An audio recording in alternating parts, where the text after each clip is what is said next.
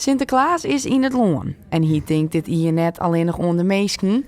Ek haar het trouwe fjouwe poort dus worden net oerslijn. Wie de beste dokterpraktijk in Dokkum vieren ze Sinterklaas speciaal voor de huisdieren. We hebben hier een actie. Deze actie is voor huisdiereigenaren. Die komt tot en met 29 november het voerbakje in komen leveren van een huisdier. En die kunnen ze van al rond een maand op komen halen. Er zijn al heel wat bakjes ophellen worden. En in die voerbakjes hebben wij een speeltje en wat lekkers.